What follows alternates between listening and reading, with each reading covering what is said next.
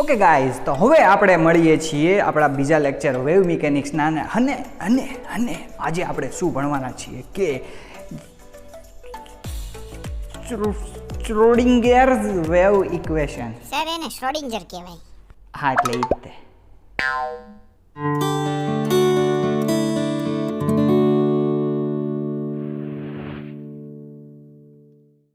તો આજે આપણે ભણવાના છીએ ઇન્ટ્રોડક્શન ઓફ શ્રોડિંજર્સ વેવ ઇક્વેશન, પછી શ્રોડિંજરનું ઇક્વેશન ત્રિપરિમાણ માટે એટલે કે 3 ડાયમેન્શન માટે પણ જોશું. ઓકે, હવે તો આપણે શરૂ કરીએ સ્ટાર્ટિંગથી. તો શ્રોડિંજર નામના વૈજ્ઞાનિકે શું કર્યું હતું? સૌપ્રથમ ઇલેક્ટ્રોનની તરંગ તરીકેની વર્તણૂક સમજાવતું સમીકરણ આપ્યું હતું કે જેને શું કહેવામાં આવે છે? શ્રોડિંજર ઇક્વેશન, શ્રોડિંજરનું સમીકરણ તરીકે ઓળખવામાં આવે છે. અને આ સમીકરણમાં એણે પહેલાં તો ધારણા કરી હતી. તો સૌથી પહેલી ધારણા શું હતી? કે ઇલેક્ટ્રોનની તરંગ ગતિના ઇલેક્ટ્રોન જે છે એની તરંગ ગતિના તરંગ જે છે એ કેવા છે? તરંગ કે બે છેડેથી ચુસ્ત બાંધેલી દોરીમાં જે વેવ ઉત્પન્ન થાય એવા તરંગ છે. ઓકે, તો બે છેડેથી ચુસ્ત બાંધેલી દોરીમાં જે પ્રકારના તરંગ ઉત્પન્ન થાય, બરોબર, તો એ જે કાંઈ તરંગ હોય એવા તરંગ આપણને શેમાં? સ્થિર તરંગ શેમાં જોવા મળે છે? ઇલેક્ટ્રોનમાં. બીજી ધારણા શું હતી? કે ડી બ્રોગલીએ જે તરંગ ગતિનો ખ્યાલ આપ્યો હતો ઇલેક્ટ્રોનની માટે પણ તેને લાગુ પાડી શકાય છે. ડી બ્રોગલીએ શું કહ્યું હતું? જે આપણે આગળના લેક્ચરમાં જોયું હતું. ઓકે, તો એ પણ ઇલેક્ટ્રોન માટે લાગુ પાડી શકાય છે. એ વસ્તુ કોણે કીધી? શ્રોડિંજરે. ઓકે, તો આ બે એની ધારણા હતી. એનાથી એ આગળ વધ્યો અને એણે સમીકરણ આપ્યું. તો ઇલેક્ટ્રોનનો તરંગ સ્વભાવ હોવાથી ઇલેક્ટ્રોનની ગતિ વર્ણવવા માટે તરંગ સમીકરણ હોવું જરૂરી છે, જે આપણને ખ્યાલ છે. તો આ જે તરંગ સમીકરણ જે હોવું જરૂરી છે એ જરૂરી સમીકરણ કોણે આપ્યું? શ્રોડિંજરે. ઓકે, તો આ રીતે જે કંઈ ચુસ્ત કરેલી દોરીમાં ઉત્પન્ન થતા પૂર્ણ તરંગોના તરંગ વિસ્તારને શું કહેવાય છે? આવૃત્તિ વડે દર્શાવાય છે. તો તે જ રીતે ઇલેક્ટ્રોનની ગતિના લીધે જે કંઈ તરંગ ઉત્પન્ન થાય તેમાં પણ આવૃત્તિ હશે. ઓકે, જેને કંપ વિસ્તાર તરીકે પણ દર્શાવી શકીએ. તો હવે તમે જેમ જોઈ શકો છો તેમ આ પ્રકારે વેવ્સ જો માનો કે ઉત્પન્ન થતી હોય તો બે શૃંગ અથવા તો બે ગર્ત, શૃંગ એટલે કે પીક અને ગર્ત એટલે કે થ્રો, બરોબર. તો બે શૃંગ અથવા બે ગર્ત વચ્ચેના અંતરને લેમ્બડા એટલે કે વેવલેન્થ વડે આપણે દર્શાવીએ છીએ. ઓકે, એન જે છે એ છે નોડ એટલે કે તે ત્યાં આગળ જે છે એ શૂન્ય વિસ્તરણ પામેલું છે. ઓકે, અને જે કેપિટલ એ છે આખો એ જે મહત્તમ વિસ્તાર, પણ જે સ્મોલ એ જે છે એ શું છે? કે જ્યાં સુધી એ વિસ્તરણ પામવાનું મહત્તમ પોઈન્ટ સુધી પહોંચે, પણ ઉપરથી લઈને નીચે સુધી આખો જે કાંઈ વિસ્તાર છે એને શું કહેવાય? કેપિટલ એ એટલે કે કંપ વિસ્તાર. ઓકે, તો આ બધા ટર્મ્સ પરથી એક નવું તરંગ વિધેય વેવ ફંક્શન આવ્યું કે જેને સાઈ તરીકે ઓળખાય. સાઈ સબકા માલિક એક. તો સાઈ એટલે કે PSI લખાય છે અને એનો સિમ્બોલ છે ત્રિશૂળ જેવો. ઓકે, તો આ જે સાઈ એ જે છે શું છે? તરંગ વિધેય. ઓકે, એ તરંગ વિધેય એટલે કે wave function is equal to psi is equal to A sine BX. B શું છે? કોન્સ્ટન્ટ છે. એક્સ જે છે એ માનો કે એટલી આપણે અંતર કાપેલું હોય છે એક્સ દિશામાં, એક્સ ડાયરેક્શનમાં. એક જ કોઈ પણ ડાયરેક્શનની વાત કરતા હોઈએ તોની વાત છે. ઓકે, હવે સાઈ ઇઝ ઇક્વલ ટુ જો આપણે એ લઈએ તો સાઈની કિંમત કેવી મળશે? મેક્સિમમ મળશે. ઓકે, તો એ માટે બીનું મૂલ્ય કેવું હોવું જોઈએ? સાઇન BXનું મૂલ્ય 1 હોવું જોઈએ. પણ જો આપણે ઉદ્ગમ સ્થાનની વાત કરતા હોય તો ત્યાં આગળ સાઇન BXનું મૂલ્ય કેવું થઈ જાય? 0 થઈ જાય. ઓકે, તો એ નહીં, પણ એની બદલે કોઈ પણ માનો કે પાઈ 2π એવું કોઈ પણ વેલ્યુ હોવી જોઈએ કે જેનાથી sine BX is equal to 1 થાય. તો sine is equal to A થાય ને જે વેલ્યુ મળે એ કેવી મળશે? મેક્સિમમ એટલે કે મહત્તમ મૂલ્ય આપણને મળશે. ઓકે, તો આપણે માનો કે બીની વેલ્યુ 2πk તરીકે લઈએ. કે શું છે? કે નવો આવ્યો. કે જે છે એ છે તરંગ સંખ્યા, તરંગ લંબાઈ, આવૃત્તિ, બધી જુદી જુદી વસ્તુઓ છે જેને આપણે સમજવી પડશે. ઓકે, તરંગ લંબાઈ કોને કહેવાય? કે બે શૃંગ બે ગર્ત વચ્ચેનું અંતર, લંબાઈ. ઓકે, તરંગ સંખ્યા શું છે કે સંખ્યા આપણે ગણવાની છે, તો કોઈ પણ 1 સેન્ટીમીટર અંતર 1 સેન્ટીમીટરના ગાળા વચ્ચે કેટલા તરંગ આવેલા છે, તરંગની સંખ્યા એને કહેવાય. ઓકે, અને 1 સેકન્ડની અંદર કેટલા તરંગ પસાર થાય છે એને તરંગની આવૃત્તિ કહેવાય છે, ફ્રીક્વન્સી. ઓકે, તો ત્રણેય અલગ અલગ વસ્તુઓ છે, એને ધ્યાનમાં રાખશું આપણે. ઓકે, તો આપણે b = 2πk લઈએ, કે જે છે એ 1/λ છે. 1/λ એટલે કે તરંગ સંખ્યા. ઓકે, તો શું થશે આ સમીકરણ? psi = a sin 2πx/λ. તો એ જ રીતે આપણે કોસ માટે પણ જોઈ શકીએ, કારણ કે શું છે કે કોઈ પણ તરંગમય ગતિનું વર્ણન આપણે શેના દ્વારા કરી શકીએ છીએ? સાઇન અથવા કોસ દ્વારા. ઓકે, તો કોસ માટે શું થશે? psi = b cos 2πx/λ. તો ટોટલ આપણે સાઈનની વેલ્યુ જો મેળવવી હોય તો psi = સાઇન પ્લસ કોસ વાળા અને સંખ્યા આપણે જો ભેગી કરીએ તો આ રીતે કંઈક આપણને જોવા મળે. ઓકે, તો હવે ફરીવાર જો માનો કે 1/λ ની બદલે k લખીએ તો આ રીતે આપણને સૂત્ર મળશે. ઓકે, તો આ જે કંઈ સૂત્ર છે એ શું છે? શ્રોડિંજર્સ વેવ ઇક્વેશન, પણ only for one direction. Okay, one dimension. Okay, તો ત્રિપરિમાણ માટે શું હોય છે તો એ હવે આપણે જોઈએ. ઓકે, તો હવે આપણે જોઈએ શ્રોડિંજર્સ ઇક્વેશન ફોર 3 ડાયમેન્શન. શ્રોડિંજરનું તરંગ વિધેય સમીકરણ શેની માટે? ત્રિપરિમાણ માટે. તો સૌથી પહેલાં તો એની બે ધારણા હતી કે ચુસ્ત કરેલી દોરીમાં તરંગ ઉત્પન્ન થાય અને દી બ્રોગલીના ઇલેક્ટ્રોન જે કંઈ દી બ્રોગલીએ આપ્યું હતું તરંગ ગતિ માટે, તો એ ઇલેક્ટ્રોન માટે પણ લાગુ પાડી શકાય છે. એ બેની ધારણા હતી. તો એની આધારે આપણે શું જોયું હતું કે psi = a sin 2πx/λ. Okay, જ્યાં એ શું છે? મહત્તમ કંપ વિસ્તાર. psi શું છે? તરંગ વિધેય એટલે કે વેવ ફંક્શન. લેમ્ડા તરંગ લંબાઈ છે. x શું છે કે આપેલ દિશામાં અંતર. ઓકે, તો હવે એ જે છે એનું આપણે શું કરવાનું છે? વિકલન, ડિફરન્શિએશન. ઓકે, તો જો x ને અનુલક્ષીને જો આપણે એ સમીકરણનું ડિફરન્શિએશન કરીએ તો આપણને શું મળશે કે d psi upon dx is equal to a, આપણે a બાર કાઢી લઈશું, 2π/λ cos, કારણ કે સાઇનનું જો આપણે વિકલન કરીએ ડિફરન્શિએશન તો શું મળશે આપણને? cos મળશે. ઓકે, તો શું થશે કે d psi upon dx is equal to a 2π/λ cos 2π/λx. કે ફરીવાર આપણે એનું દ્વિતીયક વિકલન કરીએ, બીજી વાર એનું આપણે ડિફરન્શિએશન કરીએ તો શું થશે? તો કોસનું આપણને ખ્યાલ છે, સાઇનનું કોસ થશે, તો કોસનું શું થઈ જશે? Minus sign. એટલે d² sin/dx² is equal to -a 4π²/λ² sin 2πλ into x. અહીંયા સુધી ક્લિયર થઈ ગયું. હવે આપણે જો કોમન વસ્તુને એક બ્રેકેટમાં અલગ કાઢી લઈએ, બરાબર, તો આપણને શું મળશે કે d² sin/dx² is equal to -4π²/λ² into the bracket a sin 2πλ into x bracket over. આ રીતે જોવા મળશે. તો આપણને ખ્યાલ છે સમીકરણ 1 આપણું શું હતું કે psi = a sin 2πx/λ. તો એની જગ્યાએ જો આપણે psi લખીએ તો શું થઈ જશે આ સમીકરણ કે d² sin/dx² d2 sin/dx² is equal to 4π² -4π²/λ² into psi. આ આપણું એક સમીકરણ છે, એને યાદ રાખવાનું, બરાબર. હવે લેમ્ડા આપણને બધાને ખ્યાલ છે કે lambda is equal two h/mc. h/mv હતું. વીની જગ્યાએ જો આપણે ફોટોન માટે વાત કરતા હોય તો, ઇલેક્ટ્રોનની વાત કરતા હોય તો શું થશે કે h/mc. ઓકે, તો lambda square is equal two શું થઈ જશે? h²/m² into g². આવું થશે. ઓકે, સિમ્પલ છે આ વસ્તુ. તો 1/λ² ઇઝ ઇક્વલ ટુ શું થશે? m²c²/h². ઓકે, તો હવે જો ઇલેક્ટ્રોનની કુલ શક્તિની વાત કરીએ, ઇલેક્ટ્રોનની ટોટલ એનર્જીની વાત કરતા હોય E, તો એ કેવી રીતે મળે આપણને? ગતિશક્તિ પ્લસ સ્થિતિશક્તિ, kinetic energy plus potential energy is equal to total energy.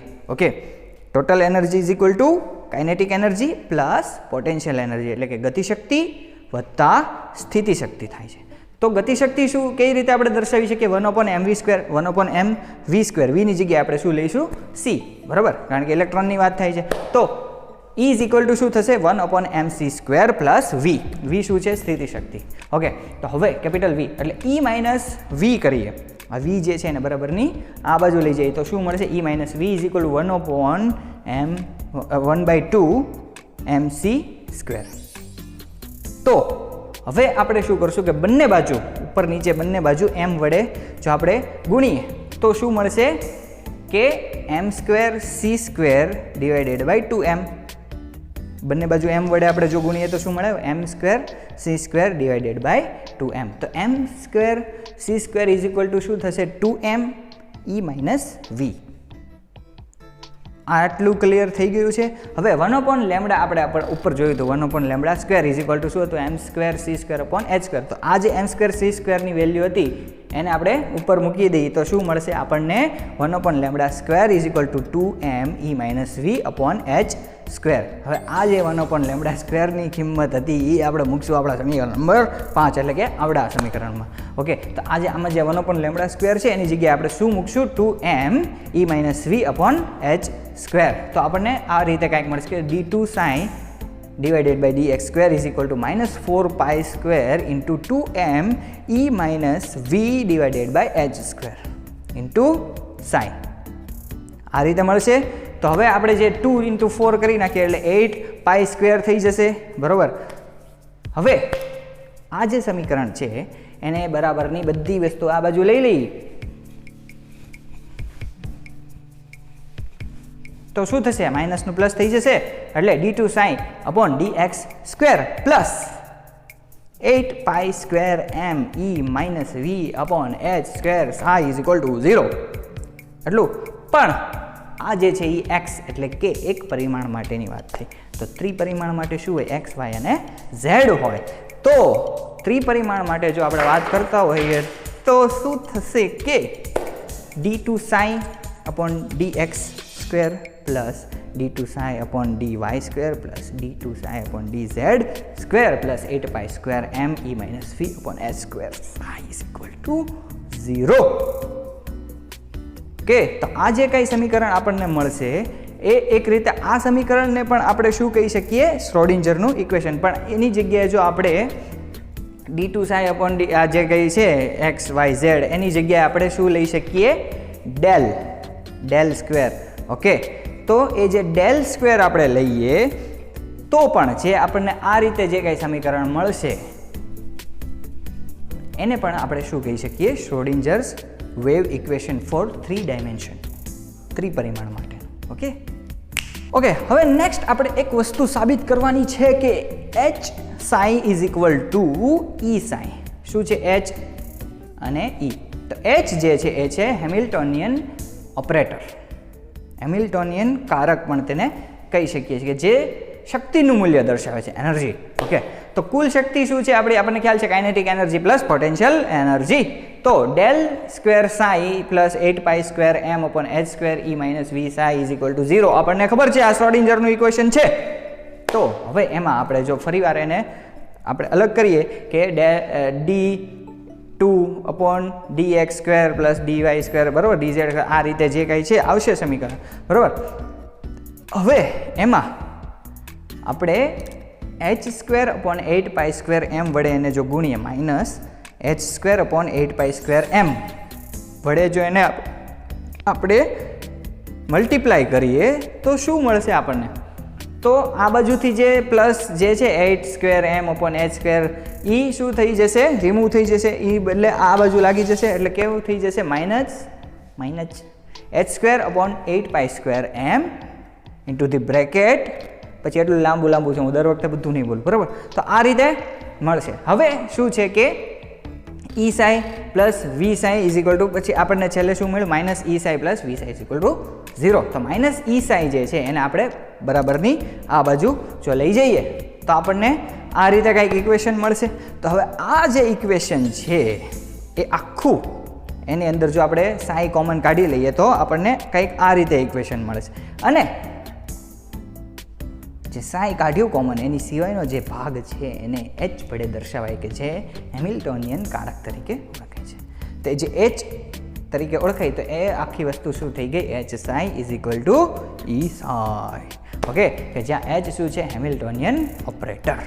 તો આ રીતે H psi is equal to E psi પણ સાબિત થાય છે.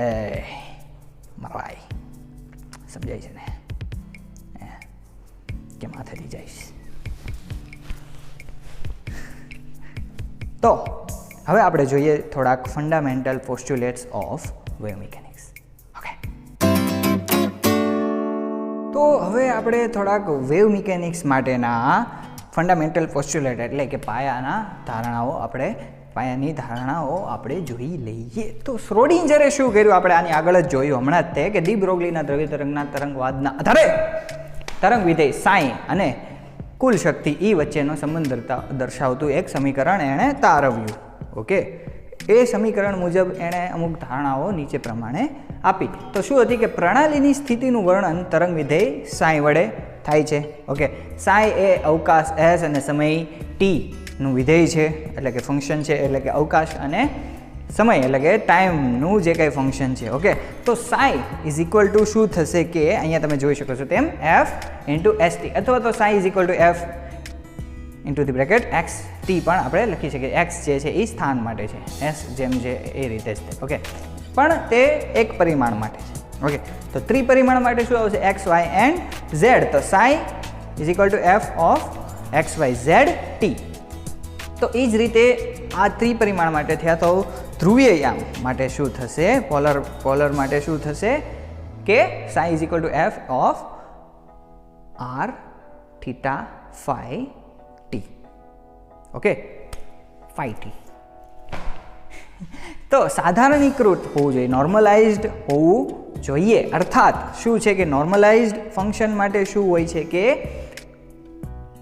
Integration of Sai square ડીવી is equal to 1 થતું હોવું જોઈએ. તો જે વિધેય જો માનો કે કાલ્પનિક હોય તો psi into psi star DV plus DV is equal to 1 થવું જોઈએ. તે કેવું હોવું જોઈએ? નિશ્ચિત હોવું જોઈએ. ઓકે, પછી શું છે કે સતત હોવું જોઈએ, કન્ટિન્યુઅસ હોવું જોઈએ. અને કેવું હોય છે? ઓર્થોગોનલ. ઓર્થોગોનલનો અર્થ શું છે કે કોઈ પણ બે ફંક્શન હોય, કોઈ પણ એ બે અણુ હોય એના જે કંઈ ફંક્શનનો ગુણાકાર જે છે એ કેવો થવો જોઈએ? 0. એટલે કે જો integration of psi 1 plus psi 2 DV is equal to કેવું હોવું જોઈએ?